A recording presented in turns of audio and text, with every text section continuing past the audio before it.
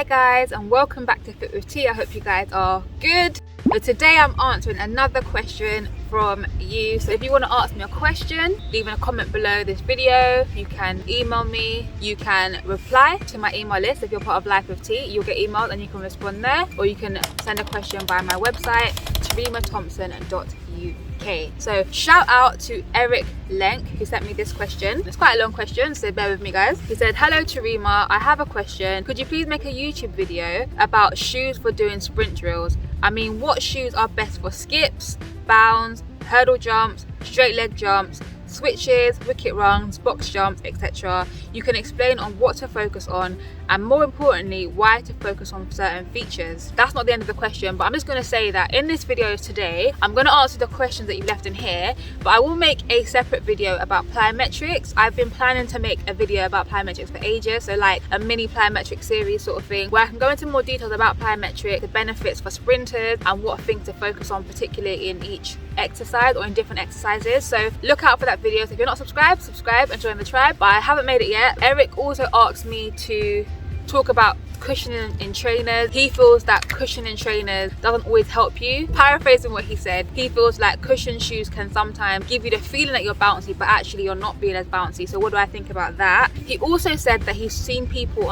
online doing box jumps with weight shoes or gym shoes, and he was wondering about that as well. He finishes it off saying, "It would be nice if you could name certain shoes you have had good experience with so far." So thank you for the question. Hopefully I can answer it for you, and hopefully this is helpful. I hope so anyway. But if I start off with, you asked about what are the best shoes for doing sprint drills. So by shoes, I'm going to assume that you mean trainers or sneakers, depending where you're from. We say trainers here in the UK, or crepe is a slang word for trainers. But anyway, trainers are going to be best when it comes to doing drills, generally speaking. Now, if I was to say in basic, you want to think of running trainers, okay? So a lot of people, if they're new to sport, new to doing exercise or whatever, they may just be wearing everyday casual trainers. But when it comes to the track, I'm going to speak from a sprinting perspective because I am a sprinter, and Eric is asking me based on sprints, right? You want to look at running trainers. What am I wearing presently? Presently, in 2022, October,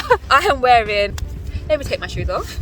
I'm wearing these, okay? So this is Adidas Questers, I think that's how you say it. What do I think about this trainer, and why did I pick this trainer now? If I'm being very, very honest, when it comes to trainers, running trainers, I generally go for Adidas, Puma or Nike. Those are generally the shoes that I go for. Since I've pretty much got my own trainers, that's what I've gone for. Before this season, I had 2 pairs of trainers that were Puma. Basically, my brother is a professional footballer, FYI. He plays for Reading. He's on loan to Kilmarnock right now. I don't know if I said that name right, but he's sponsored by Puma, and so I had an opportunity to get some trainers from Puma, which I did. I don't know what they're called, so I'm just gonna put a picture of them. One of them I preferred over the other. The funny thing is that the one that I didn't prefer fit me better, but I ended up wearing those ones because I could feel the ground better. They gave me more traction. I'm kind of with Eric in a sense that I do like cushioning. So for example, these Questers that I'm wearing, Questers, I hope that's how you say it. Essentially, I need a trainer. Like I've mentioned in previous videos, that it gets a point in the season where you just need trainers. As a sprinter,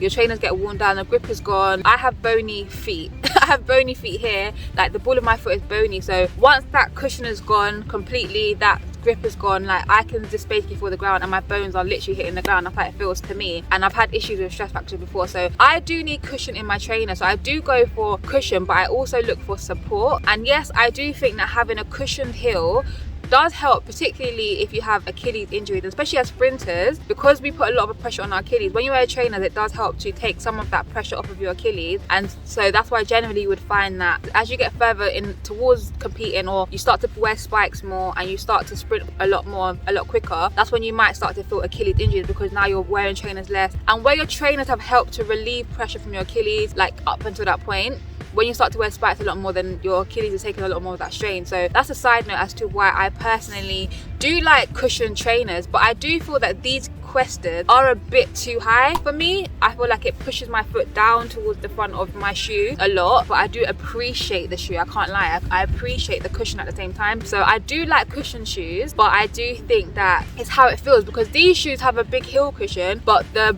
part underneath the ball of your foot doesn't feel too bouncy, and I've had that in other shoes and I don't like that. So I don't mind the heel being quite cushioned, but if the part underneath the ball of your foot is too bouncy, personally I think that it gives you that wrong feeling, or it gives you a false feeling, which is what I think Eric is alluding to. But I had Nike last season, so I think last season, maybe I'm saying it wrong, maybe it was last season I had Nike, and the season before, they're all rolling into one, I can't remember. I do recommend structures. So Nike structures, I think you can't really go wrong with them, generally speaking. I think that the cushion is generally quite good. I think that the grip is generally quite good. I think that the support is generally quite good, and I think you do need a stable shoe to take the impact that you're doing as a sprinter, as you know, when you're doing all your plyometrics, all your drills and all of that kind of thing. So I kind of answered the question backwards. Hopefully there's something in that I've said that's helpful. Now personally, I really do think when it comes to footwear and like clothing, a lot of it does come down to personal preference in terms of not only what feels right for you, but what works the best for you as well. Depending on your feet as well, you might have different trainers. So if you have a very flat arch, you might want a trainer that has more of an arch. If you have a high arch, you may not need that. So that's why they make different trainers for different people, make different spikes for different people, because everyone has slightly different needs. So it's kind of learning what you need. Do you need more stability?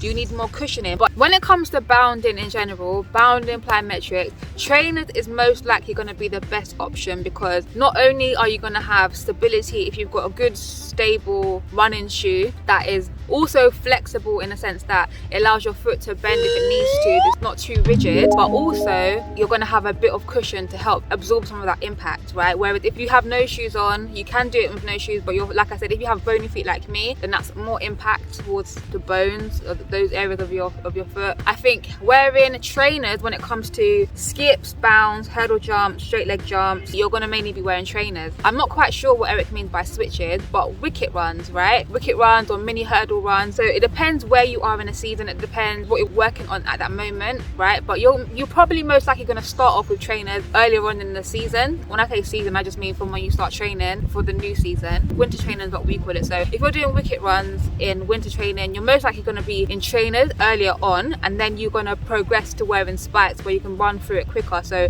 wicket runs, mini hurdle, sprint, this is where you can wear spikes. You're going to be wearing spikes because you're into running. So the more like running your movement gets, then you can wear spikes at a certain point. But just generally speaking, most people don't go into the new season in terms of winter training and start wearing spikes straight away, because like I explained earlier, you want to build up into it. You want to build up into running faster and faster and faster as the winter progresses into the indoor season, and then again into the outdoor season, right? So you're going to progress your training, and in progressing your training, you're going to be getting fitter, your body's going to be getting more robust to be able to handle that load, etc, etc. So like I said, areas like the Achilles, which are very susceptible to straining or injury or overuse injury, where you have just tried to increase the load very quickly, right? Increase the volume very quickly, increase the power or the explosiveness that's going through that area very quickly. So you want to build up your fitness. That's what I would say for that. Now with regards to the box jumps, I've personally done box jumps with both gym shoes, weightlifting shoes on, and also trainers on. If I'm being honest, why have I worn gym shoes when I'm doing my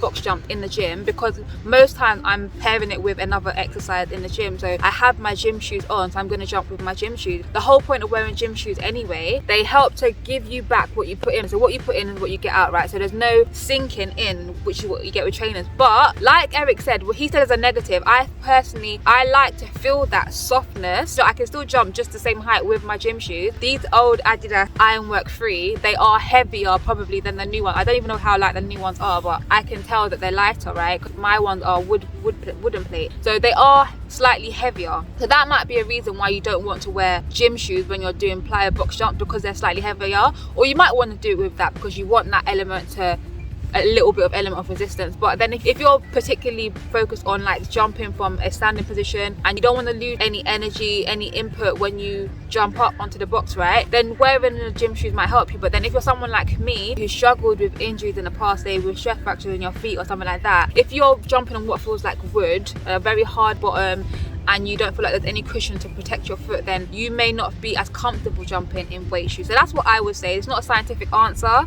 I can only go from my own personal experience and knowledge from where I am. So speaking from the experience of doing it, because you can still jump just as well and just as high in either, but those might be some things that you might want to consider, because you can do box jumps with no shoes as well. And it's just, what do you want? Is it more about proprioception for you? What is the aim for you? Because if you think about, why do we wear trainers in the first place? Why do we wear gym shoes in the first place? place? Why do we do things barefoot? We don't sprint it barefooted, we sprint in spikes. Why do we wear spikes when we're sprinting? So all of them have different reasonings and benefits, pros and cons as to why you could do them. But I think ultimately box jump is not so much about the shoe as it is about practicing being able to explode quickly or produce force quickly. You know, you can utilize trainers or weight shoes according to what you think is best for you. And honestly, a lot of times it just comes down to practicalness. What's practical in that moment? Are you already wearing gym shoes? Then wear gym shoes to jump. Or if you're like me and you don't like how it's feeling on your foot at a particular point when you're wearing gym shoes, then maybe change around how your session is. Do your box jumps first with trainers, and then you can put your gym shoes on and continue with your session after that. So that's just a practical tip. That's personally some of the things that I think about when these questions are asked. I think sometimes we try to think too deeply about some certain things. I think like running itself is more important than what trainers you're wearing or what spikes you're wearing. I think that forming the drill